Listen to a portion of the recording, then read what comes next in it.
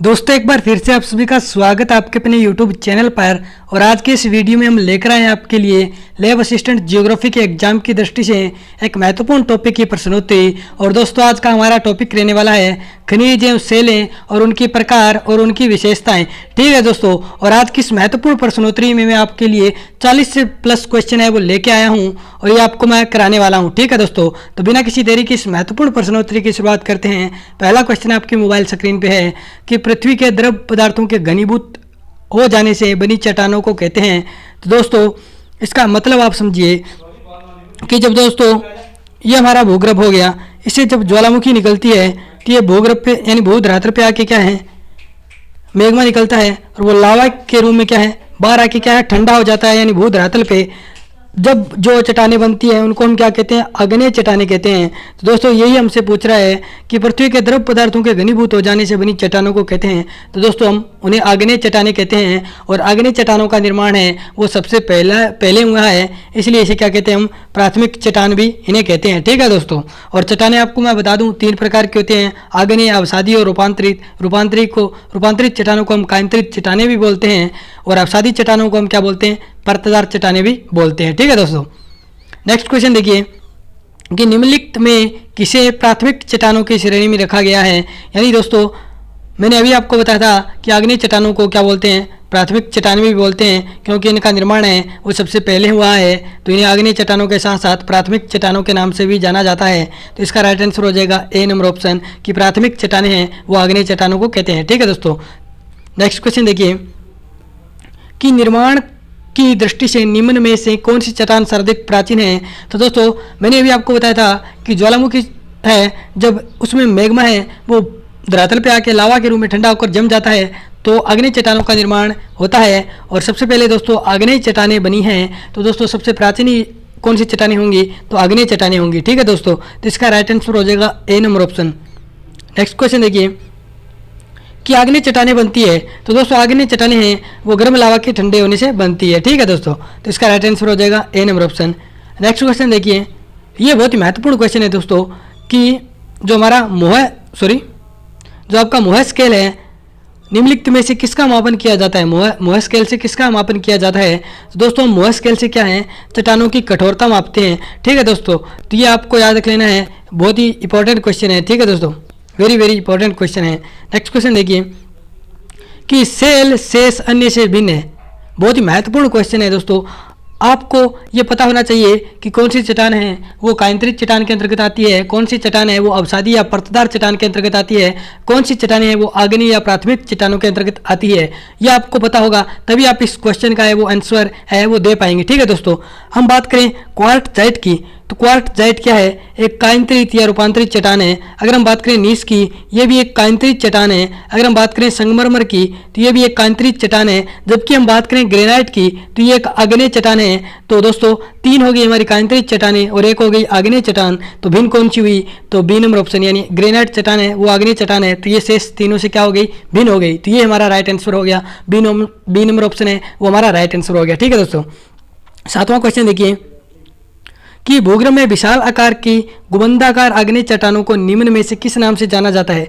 यानी दोस्तों जब ज्वालामुखी है वो फटता है तो मैग्मा है वो भूगर्भ में है वो धरातल की ओर बढ़ता है, तो उसमें क्या होता है कि जब जो मैग्मा है वो भूगर्भ में ही क्या है जम जाता है, तो उससे क्या अलग अलग प्रकार की आकृतियां बनती है, जैसे बेथोलित हो गई, लेकोलित हो गई, फेकोलित हो गई, लेपोलित हो गई, डाइक हो गई, सील हो गई है वो सीट हो गई, ऐसी आकृतियां हैं वो बनती है कहाँ पे भूगर्भ में। तो ये पूछ रहा है कि गुंबदाकार आकृति बनती है उसको क्या कहते हैं। यानी दोस्तों ये हमारा क्या हो गया ये क्या हो गया भूधरातल और ये नीचे क्या हो गया सारा भूगर्भ। तो भूगर्भ में क्या है मैग्मा से क्या बनती है एक ऐसी गुंबदाकार आकृति बनती है, उसे क्या बोलते हैं तो उसको दोस्तों बेथोलित बोलते हैं, याद रख लेना दोस्तों। इसका राइट आंसर हो जाएगा ए नंबर ऑप्शन।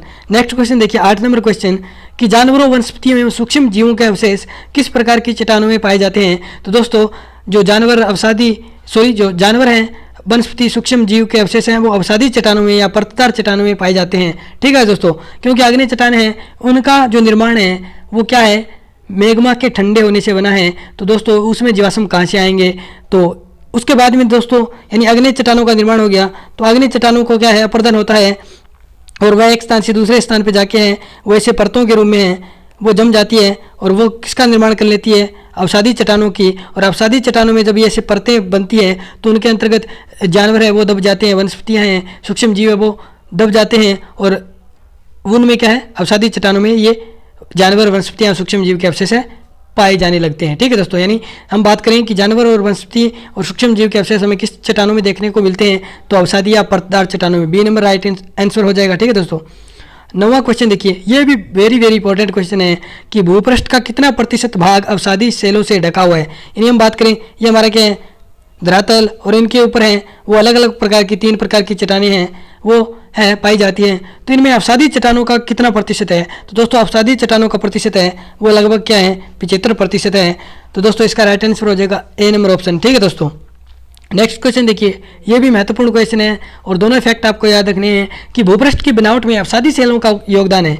अभी तो हमने किसकी बात की थी कि जो हमारा भूधरातल है उसके ऊपर जो निर्मित चट्टानें, उनमें अवसादी चट्टानों का कितना प्रतिशत भाग था, 75% भाग। अगर हम बात करें इस भूगर्भ में यानी भूपृष्ठ की बनावट में, ये भूगर्भ यानी भूपृष्ठ की बनावट है, इसमें कितना प्रतिशत भाग है, तो इसमें अवसादी चट्टानों का कितना भाग है, 5% भाग। ठीक है दोस्तों, तो इसका राइट आंसर हो जाएगा ए नंबर ऑप्शन। नेक्स्ट क्वेश्चन देखिए कि निम्नलिखित में से कौन परतदार चट्टान नहीं है। दोस्तों बात करें, परतदार चट्टान नहीं है, चूना पत्थर है वो परतदार चट्टान है, बलुआ पत्थर है वो भी एक परतदार चट्टान है, सेल है वो भी एक परतदार चट्टान है। जबकि बात करें क्वार्टजाइट की, ये एक परतदार चट्टान नहीं है, ये एक कांतरित चट्टान, या इसे हम कह सकते हैं ये क्या है, रूपांतरित चट्टान। तो डी नंबर ऑप्शन हमारा क्या हो जाएगा, राइट हो जाएगा। ठीक है दोस्तों, नेक्स्ट क्वेश्चन देखिए कि निम्नलिखित में से कौन सी चट्टानें जैविक चट्टानों के अंतर्गत आती है। दोस्तों मैंने अभी आपको बताया था कि जो अवसादी चट्टानें होती हैं उनमें क्या है, जीवाश्म है वो पाए जाते हैं, जीवाश्म है पाए जाते हैं। ठीक है दोस्तों, यानी जो हमारी अवसादी चट्टानें होती हैं उनमें जीवाश्म पाए जाते हैं। तो क्वार्टजाइट की बात करें, संगमरमर की बात करें, दोनों ही क्या है, कांतरित चट्टानें हैं। जबकि बात करें ग्रेनाइट चट्टान की तो ये एक आग्नेय चट्टान है। अगर हम बात करें कोयला की तो ये क्या है, अवसादी चट्टान है या परतदार चट्टान है। तो इसमें क्या है, ऑटोमेटिकली क्या है, ये एक जैविक चट्टान के अंतर्गत आ जाएगी। कौन, कोयला। कोयला क्या है, एक अवसादी चट्टान है और अवसादी चट्टानों में जैविक चट्टानें के अंतर्गत है कोयला आ जाएगा। ठीक है दोस्तों, इसका राइट आंसर हो जाएगा C number option. Next question देखिए, बहुत ही महत्वपूर्ण क्वेश्चन है कि हमें आग्नेय चट्टानों के संबंध में क्या है, जो असत्य कथन है उसकी पहचान करनी है। हमें क्या देखना है, असत्य कथन कौन सा है। तो ऑप्शन नंबर ए देखिए कि आग्नेय चट्टानों में परतों का पूर्णतः अभाव पाया जाता है। यानी जो हमारी आग्नेय चट्टानें हैं उनमें क्या है, परतों का अभाव पाया जाता है। तो बिल्कुल ये कथन क्या है, सत्य है, क्योंकि जो परतदार चट्टानें हैं यानी परतें हैं वो तो क्या है, अवसादी चट्टानों में पाई जाती है और आग्नेय चट्टानों में पूर्णतः क्या है, परतों का अभाव पाया जाता है। ये कथन बिल्कुल सत्य है। अगर हम बात करें दूसरे कथन की, किन चट्टानों में रवे पाए जाते हैं, तो ये भी कथन बिल्कुल सही है। बात करें तीसरे की, किन चट्टानों में जीवावशेष का अभाव पाया जाता है, ये भी कथन बिल्कुल सत्य है। तो हमारा आग्नेय चट्टानों के संबंध में असत्य कथन कौन सा हो जाएगा, तो डी नंबर, इन चट्टानों में जोड़ पाए जाते हैं। तो दोस्तों याद रख लेना कि आग्नेय चट्टानों में जोड़ नहीं पाए जाते हैं। ठीक है दोस्तों, तो ये कथन क्या है, असत्य हो जाएगा। किसके संबंध में, आग्नेय चट्टानों के संबंध में।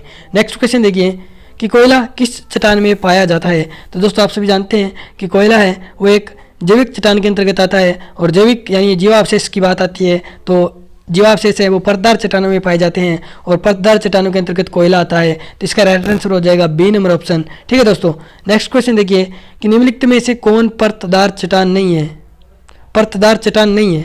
तो बात करें दोस्तों, जिप्सम, कॉन्ग्लोमेरेट, डोलोमाइट, तीनों ही क्या हैं, परतदार चट्टानें हैं। अगर हम बात करें स्लेट की तो स्लेट के एक कांतरित चट्टानें हैं।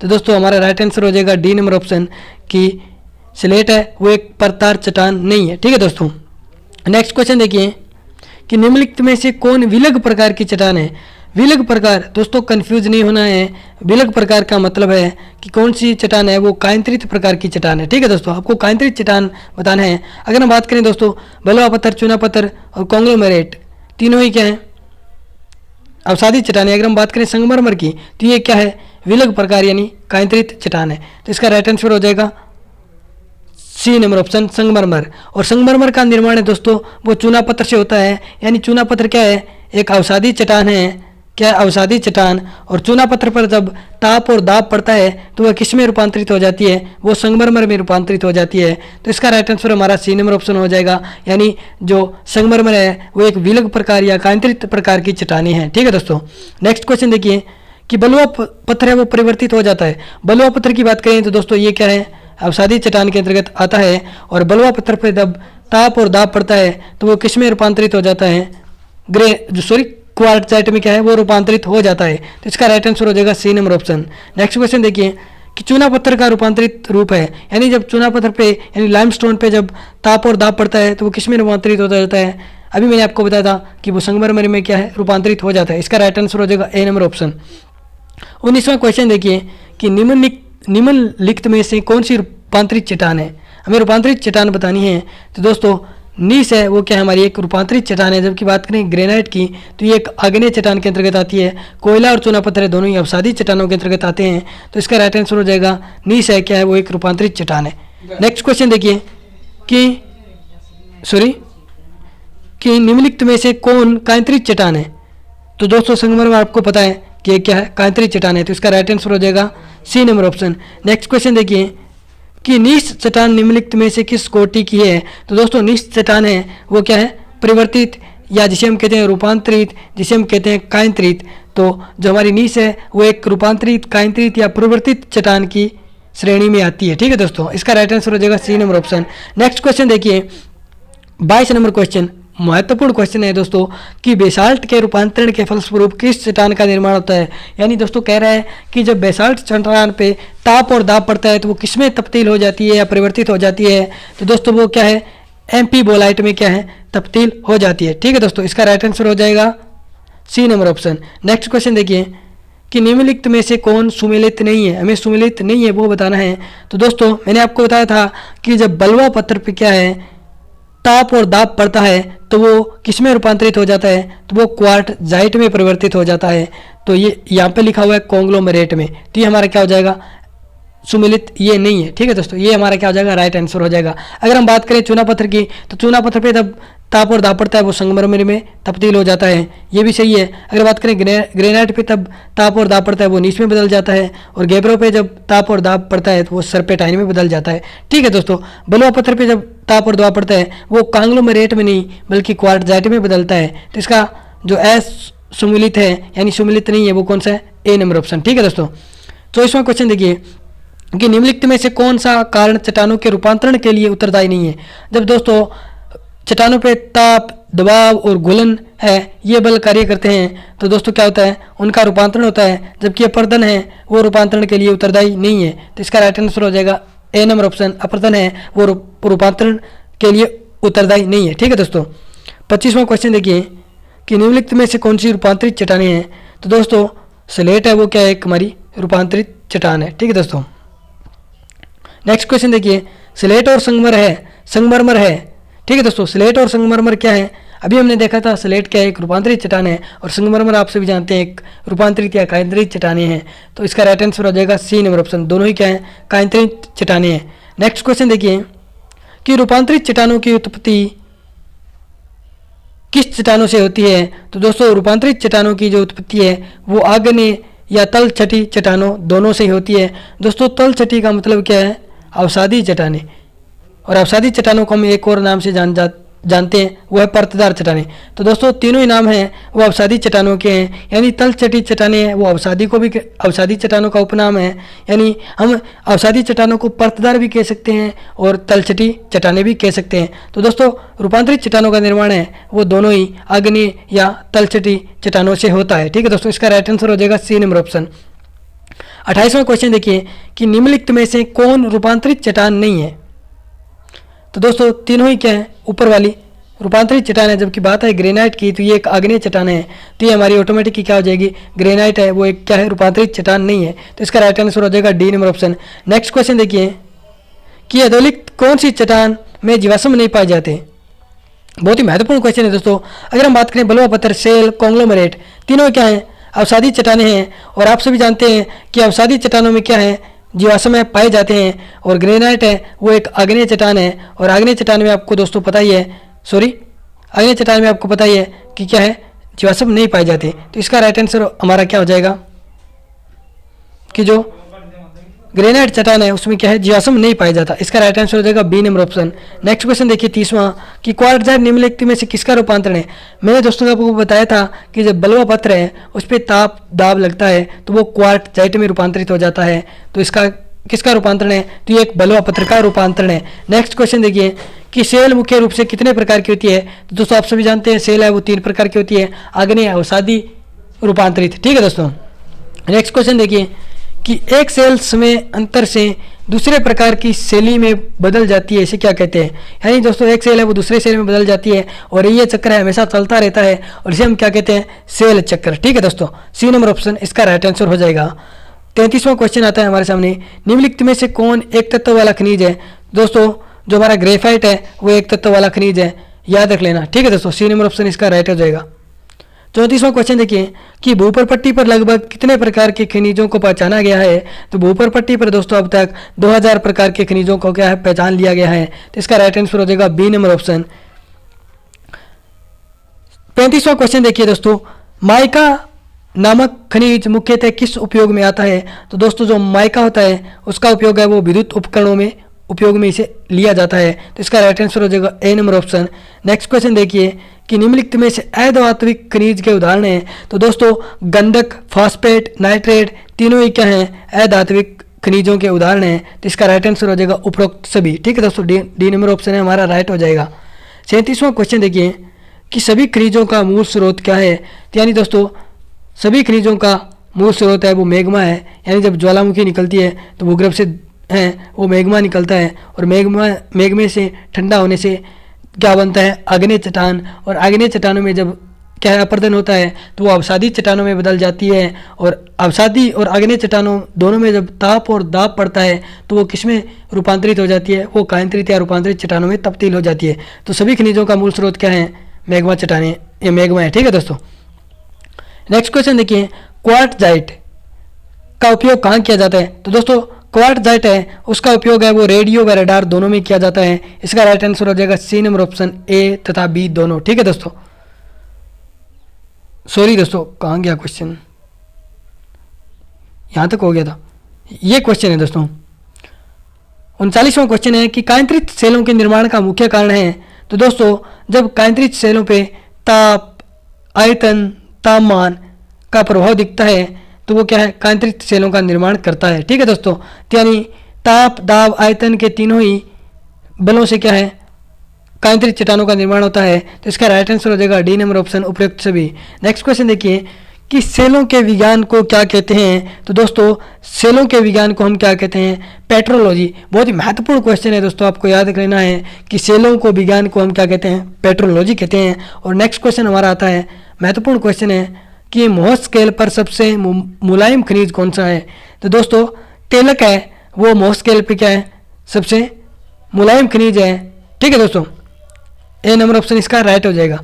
और लास्ट क्वेश्चन है कि पृथ्वी की भूप्रपट्टी में कौन सा तत्व है वो सर्वाधिक पाया जाता है। दोस्तों याद रख लेना, सीधा सीधा क्वेश्चन है कि पृथ्वी की जो भूप्रपट्टी है उसमें सबसे अधिक जो तत्व पाया जाता है वो हमारा ऑक्सीजन है। ऑक्सीजन के बाद हम बात करें तो नाम आता है सिलिकॉन का। ठीक है दोस्तों, और सिलिकॉन के बाद बात करें तो नाम आता है एल्यूमिनियम का। और एल्यूमिनियम के बाद बात करें तो चौथे नंबर पर नाम आता है लोहा का। ठीक है दोस्तों, तो दोस्तों ये थी हमारी आज की महत्वपूर्ण प्रश्नोत्तरी। आपको महत्वपूर्ण प्रश्नोत्तरी कैसी लगी आप कमेंट बॉक्स में बताइए। अगर आपको अच्छी लगी है तो एक लाइक तो बनता ही है, और इसी के साथ साथ आप हमारे चैनल को सब्सक्राइब कर लीजिए। धन्यवाद।